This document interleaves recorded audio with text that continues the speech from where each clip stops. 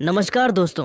आज आईपीएल 2026 के 8वें और सबसे बड़े मुकाबले में आमने सामने थीं दो ऐसी टीमें जिनके बीच की भिड़ंत हमेशा से ही क्रिकेट जगत में रोमांच का नया अध्याय लिखती है। दिल्ली कैपिटल्स और मुंबई इंडियंस।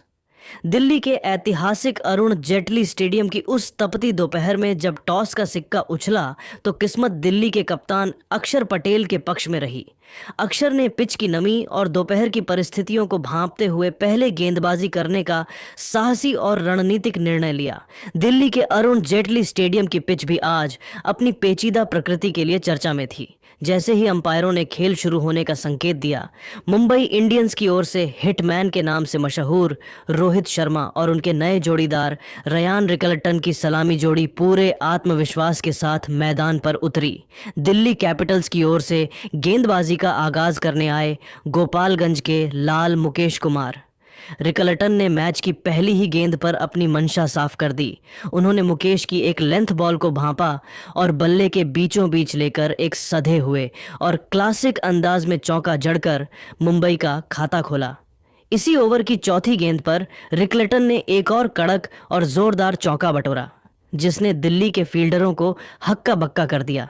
शुरुआती कुछ गेंदों को देखकर ऐसा लग रहा था कि मुंबई की यह जोड़ी आज दिल्ली के गेंदबाजों की धज्जियां उड़ा देगी और स्कोरबोर्ड पर एक विशाल लक्ष्य टांगने की ओर बढ़ेगी।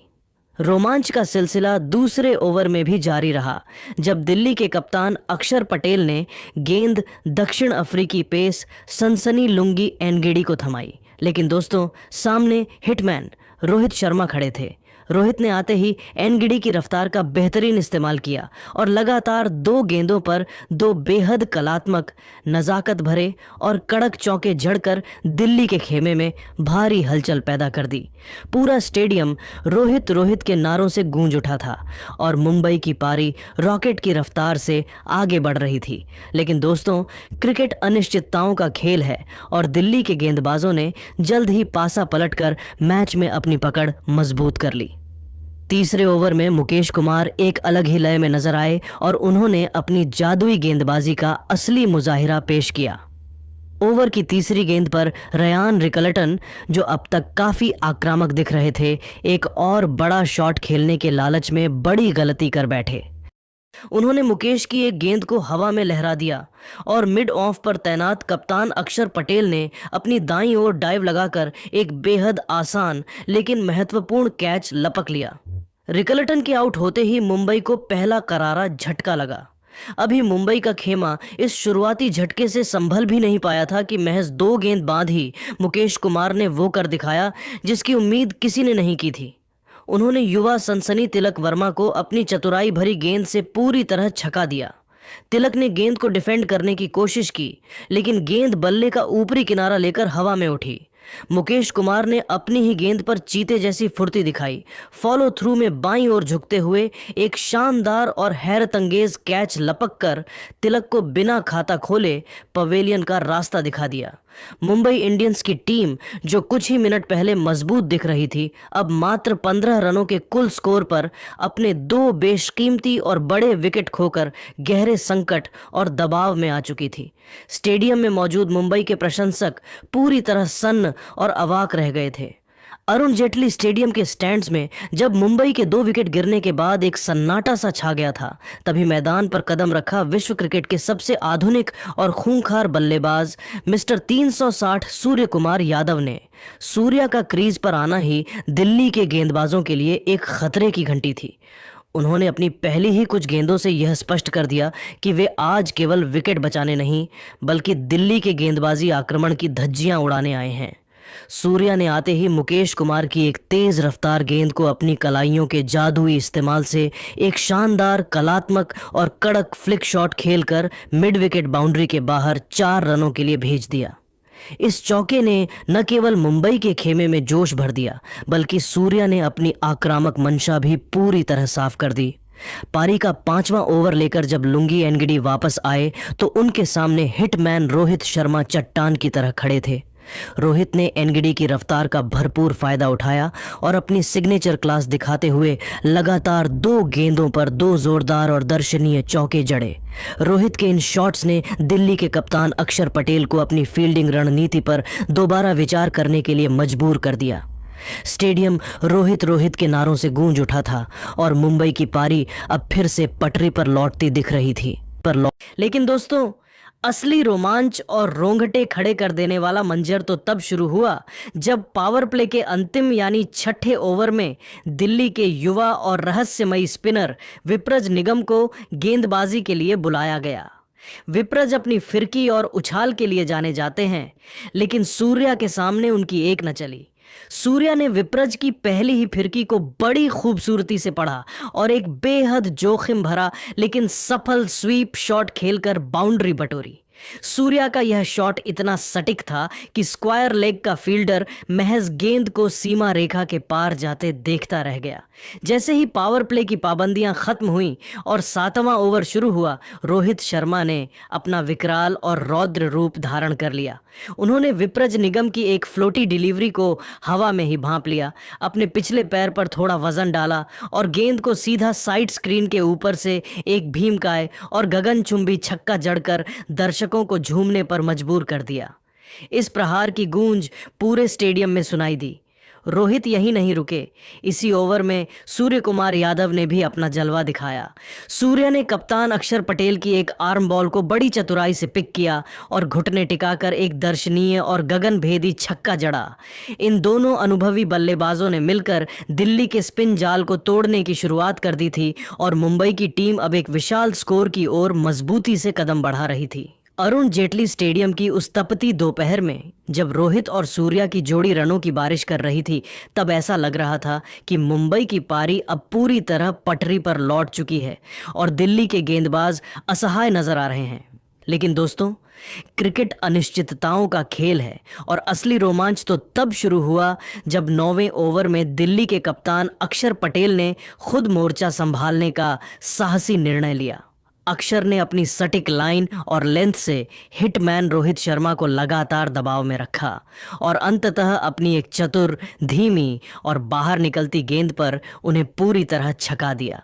रोहित ने गेंद की गति को भांपने में थोड़ी देर कर दी और कवर्स के ऊपर से बड़ा शॉट खेलने की कोशिश की, लेकिन वहां मुस्तैद खड़े नीतीश राणा ने अपनी दाईं ओर हवा में एक जादुई और अविश्वसनीय छलांग लगाई और एक ऐसा हैरत अंगेज कैच लपका जिसने रोहित की पारी का अंत कर दिया। जैसे ही रोहित पवेलियन की ओर मुड़े, पूरे स्टेडियम में एक गहरा और सन्न कर देने वाला सन्नाटा पसर गया। रोमांच का ग्राफ तब और ऊपर चला गया जब अगले ही ओवर में चाइनामैन जादूगर कुलदीप यादव गेंदबाजी के लिए आए। इस ओवर में एक हाई वोल्टेज और सांसें रोक देने वाला DRS ड्रामा देखने को मिला। कुलदीप की एक तीखी टर्न होती गेंद रोहित के बल्ले के करीब से गुजरी और विकेटकीपर KL राहुल ने जोरदार अपील की। राहुल पूरी तरह आश्वस्त थे और उन्होंने कप्तान अक्षर को रिव्यू लेने के लिए मजबूर किया। पूरा स्टेडियम बड़ी स्क्रीन की ओर टकटकी लगाए देख रहा था, लेकिन जब अल्ट्रा एज आया तो पता चला कि गेंद का बल्ले से कोई संपर्क नहीं हुआ था और वह पैड से टकरा कर गई थी। दिल्ली ने यहां अपना एक महत्वपूर्ण रिव्यू गंवा दिया। रोहित के आउट होने के बाद वेस्टइंडीज के पावर हिटर शेरफेन रदरफोर्ड मैदान पर उतरे। रदरफोर्ड ने आते ही कुलदीप यादव की फिरकी के खिलाफ अपना निडर अंदाज दिखाया और एक क्लासिक इनसाइड आउट शॉट खेलकर एक्स्ट्रा कवर बाउंड्री के बाहर चौका जड़ दिया। इस शॉट से लगा कि रदरफोर्ड आज सूर्या का बखूबी साथ देंगे।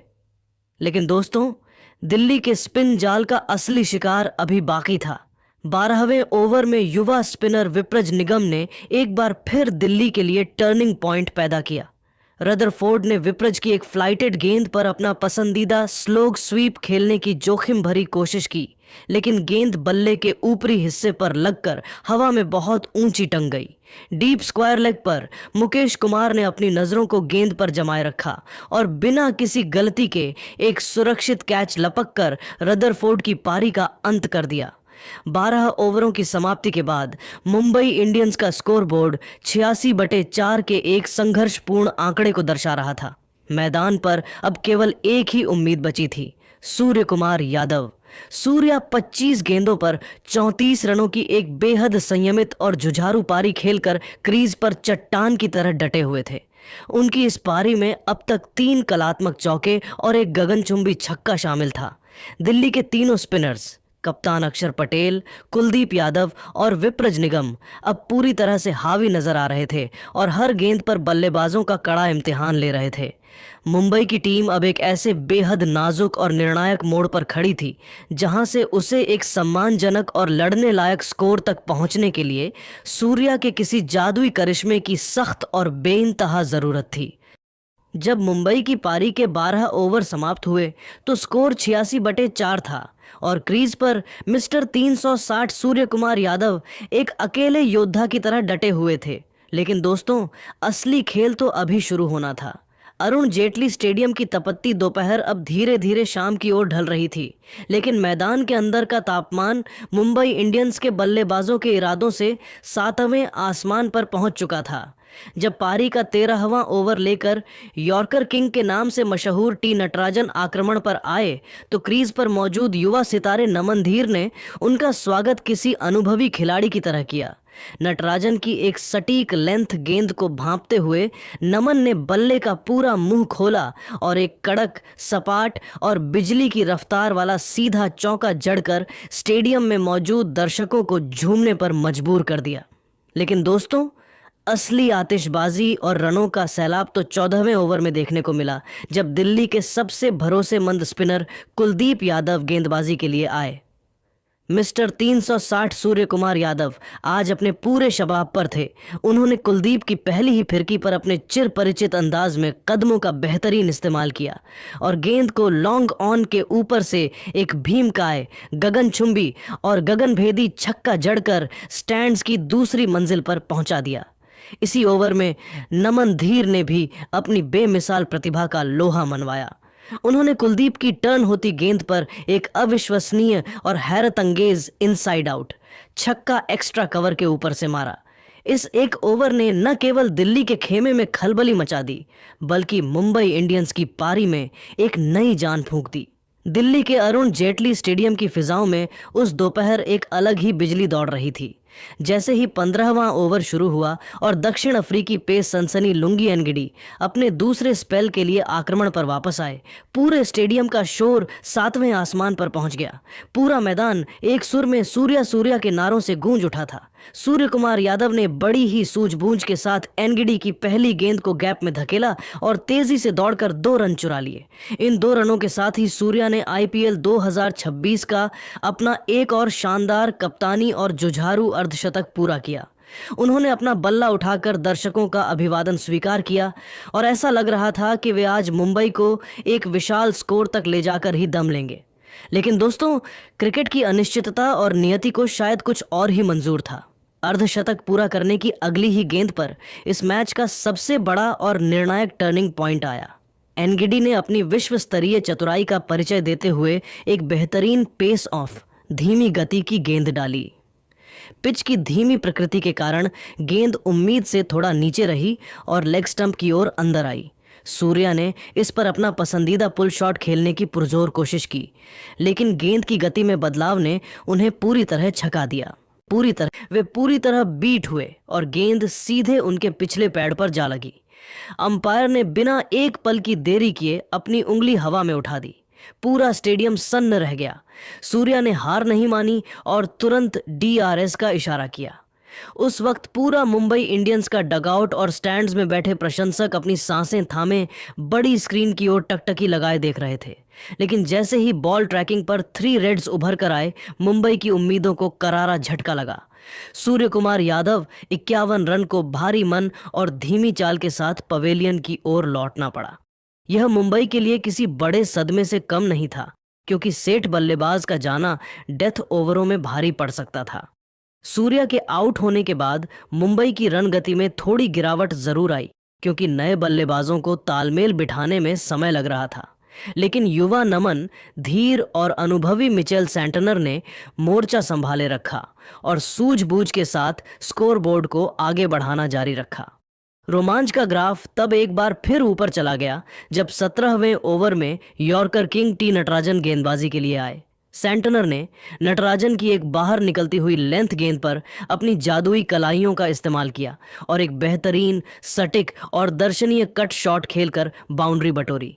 मुकाबला अब अपने अंतिम चरण में था और तनाव साफ देखा जा सकता था। 18वें ओवर में एक बार फिर नटराजन ने अपनी अनुभव की पोटली खोली और एक सोची समझी स्लोअर बाउंसर फेंकी। नमन धीर 28 रन, जो अब तक काफी संभल कर खेल रहे थे, इस बिछाए गए जाल में फंस गए।